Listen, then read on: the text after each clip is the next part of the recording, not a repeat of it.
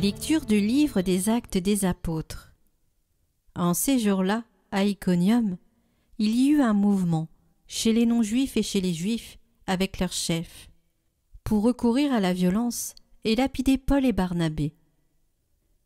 Lorsque ceux-ci s'en aperçurent, ils se réfugièrent en Lycaonie, dans les cités de Lystre et de Derbé, et dans leurs territoires environnants. Là encore, ils annonçaient la bonne nouvelle. Or, à Lystre, il y avait un homme qui était assis, incapable de se tenir sur ses pieds. Infirme de naissance, il n'avait jamais pu marcher. Cet homme écoutait les paroles de Paul. Celui-ci le fixa du regard et vit qu'il avait la foi pour être sauvé. Alors, il lui dit d'une voix forte : « Lève-toi, tiens-toi droit sur tes pieds. » L'homme se dressa d'un bond. Il marchait. En voyant ce que Paul venait de faire, les foules s'écrièrent en lycaonien : « Les dieux se sont faits pareils aux hommes, et ils sont descendus chez nous. » Ils donnaient à Barnabé le nom de Zeus et à Paul celui d'Hermès, puisque c'était lui le porte-parole. Le prêtre du temple de Zeus, situé hors de la ville, fit amener aux portes de celle-ci des taureaux et des guirlandes. Il voulait offrir un sacrifice avec les foules. Informés de cela, les apôtres Barnabé et Paul déchirèrent leurs vêtements et se précipitèrent dans la foule en criant : « Pourquoi faites-vous cela ? Nous aussi, nous sommes des hommes pareils à vous, et nous annonçons la bonne nouvelle. Détournez-vous de ces vaines pratiques et tournez-vous vers le Dieu vivant, lui qui a fait le ciel, la terre, la mer et tout ce qu'ils contiennent. Dans les générations passées, il a laissé toutes les nations suivre leur chemin. Pourtant, il n'a pas manqué de donner le témoignage de ses bienfaits, puisqu'il vous a envoyé du ciel la pluie et ses saisons fertiles, pour vous combler de nourriture et de bien-être. » En parlant ainsi, ils empêchèrent, mais non sans peine, la foule de leur offrir un sacrifice.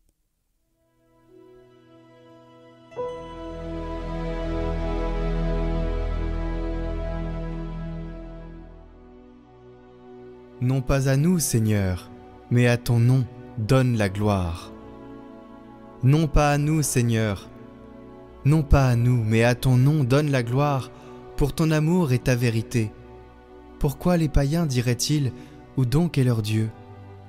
Notre Dieu est au ciel, tout ce qu'il veut, il le fait. Leurs idoles, or et argent, ouvrage de mains humaines. Soyez bénis par le Seigneur, qui a fait le ciel et la terre. Le ciel, c'est le ciel du Seigneur. Aux hommes, il a donné la terre.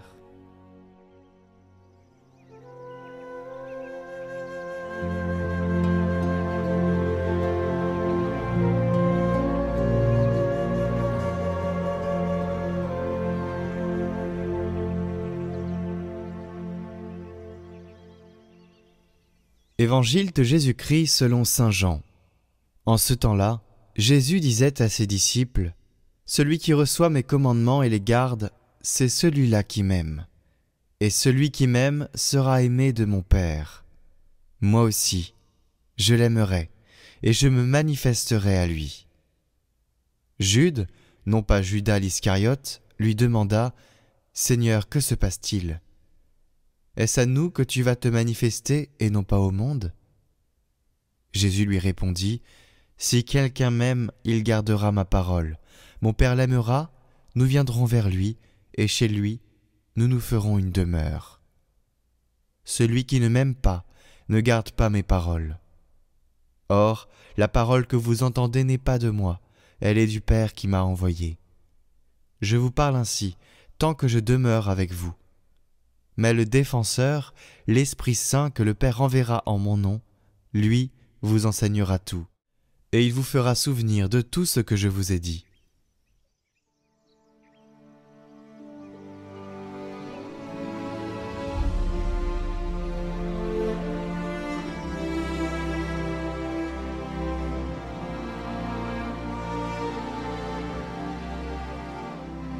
Les petits sont ceux qui, comme les enfants, se sentent dans le besoin et non dans l'autosuffisance. Ils sont ouverts à Dieu et se laissent surprendre par ses œuvres. Ils savent lire les signes et s'émerveiller des miracles de son amour. Je demande à chacun de vous, et je me pose la question à moi aussi, savons-nous nous émerveiller des choses de Dieu, ou bien les considérons-nous comme des choses passagères?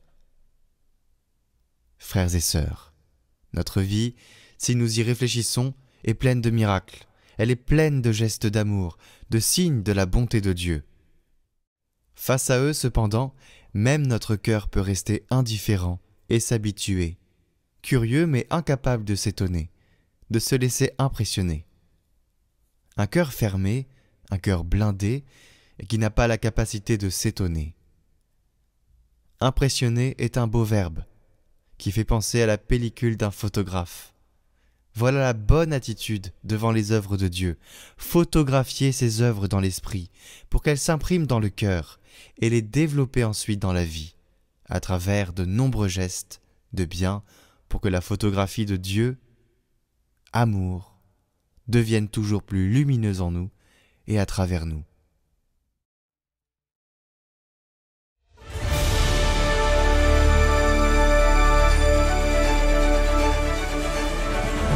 Mais au fait, c'est quoi le Sacré-Cœur? Le Sacré-Cœur de Montmartre? Pas que, loin de là. Une belle basilique? Une image pieuse? C'est passé quoi? Mais plutôt, c'est qui? Bah justement, c'est ce qu'on vous propose de découvrir. Parce que vous pensez connaître le cœur de Jésus? Ouais, genre, Jésus est amour, bla bla bla bla bla. Ou alors je suis déjà allée à Paray-Lonial, je connais. Ouais, mais le cœur de Jésus, c'est beaucoup plus que ça. On vous propose de découvrir ce puits infini qu'il nous faut toujours redécouvrir et renouveler, pour comprendre comment ce cœur transpercé peut illuminer vos épreuves, guérir vos blessures et transformer vos relations. L'idée n'est pas seulement de connaître et de se former, mais aussi de vivre avec ce cœur, et le mettre au centre de tout. Et pour ça, on a fait venir 3 experts du Sacré-Cœur dans un cadre superbe. Ne manquez pas cette opportunité unique de plonger dans le mystère du cœur de Jésus. Rendez-vous le 12 juin à 20h à la crypte Saint-Honoré-des-Laux. Toutes les informations sont dans le lien qui s'affiche en haut à droite de cette vidéo, ainsi qu'en description. Rendez-vous sur settalk.com. Et dépêchez-vous, les places sont limitées. Et pour finir, il y aura un moment convivial pour rencontrer les intervenants et l'équipe Catoglade. On a besoin de vous pour faire connaître et déployer ce projet, alors s'il vous plaît, partagez autour de vous. Et si vous souhaitez découvrir le projet settalk un peu plus en détail, je vous mets le lien de la vidéo en haut à droite et en description. Alors rendez-vous le 12 juin pour découvrir le Sacré-Cœur de Jésus.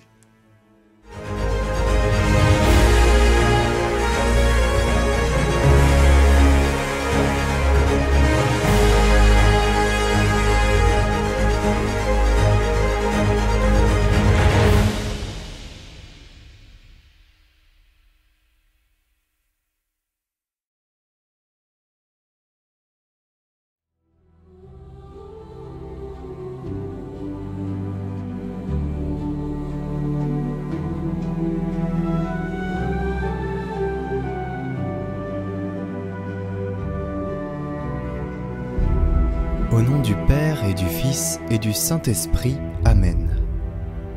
Rita est maintenant religieuse. Pour progresser dans sa vie monastique, elle doit apprendre l'obéissance et sa supérieure la met à l'épreuve. Elle lui ordonne d'arroser matin et soir un morceau de bois aride, probablement une branche de vigne desséchée, déjà destinée au feu. Rita ne fait aucune difficulté et accomplit la besogne matin et soir, avec une admirable simplicité. Cela dure 1 an. La tâche est a priori inutile, presque absurde. Un beau jour, cependant, les bourgeons apparaissent, bientôt suivis de feuilles. Une belle vigne se développe merveilleusement et donnera en temps voulu des raisins exquis.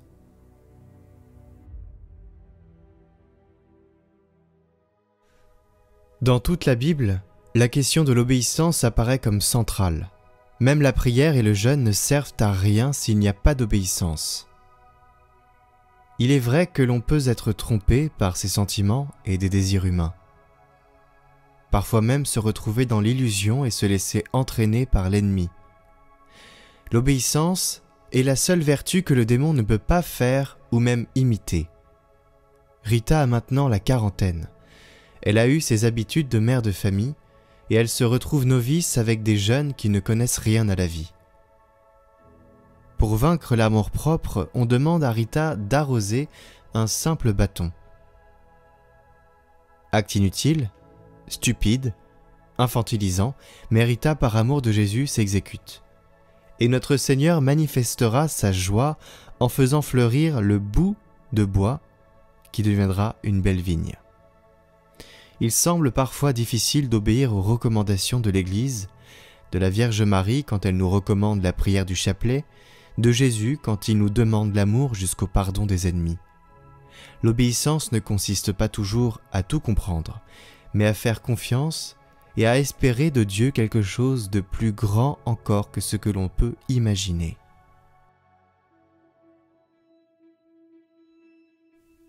Sainte Rita, obtenez-moi la charité envers mon prochain.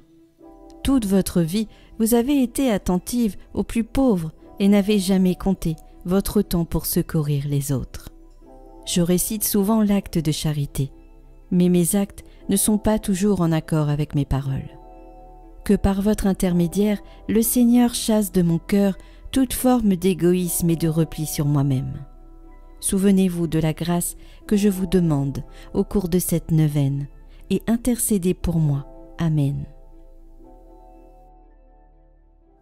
Bienheureuse Sainte Rita, toi qui as toujours mis ta confiance en Dieu, toi qui as su aimer et pardonner au nom du Christ en te laissant guider chaque jour par la lumière de l'Esprit Saint, écoute la prière que nous te présentons, humblement et avec confiance. Intercède auprès de Dieu, Tout-Puissant et Miséricordieux, qu'il nous accorde la paix du cœur, afin que nous puissions, comme toi, vivre dans la foi et dans l'amour sans jamais désespérer. Nous pourrons ainsi parvenir un jour, avec toi et tous les saints, à la joie éternelle de la communion, avec le Père, le Fils et le Saint-Esprit. Amen. Notre Père, qui es aux cieux, que ton nom soit sanctifié, que ton règne vienne, que ta volonté soit faite sur la terre comme au ciel. Donne-nous aujourd'hui notre pain de ce jour, pardonne-nous nos offenses, comme nous pardonnons aussi à ceux qui nous ont offensés, et ne nous laisse pas entrer en tentation, mais délivre-nous du mal. Amen. Je vous salue Marie, pleine de grâce. Le Seigneur est avec vous. Vous êtes bénie entre toutes les femmes, et Jésus, le fruit de vos entrailles, est béni. Sainte Marie, Mère de Dieu, priez pour nous pauvres pécheurs, maintenant et à l'heure de notre mort. Amen.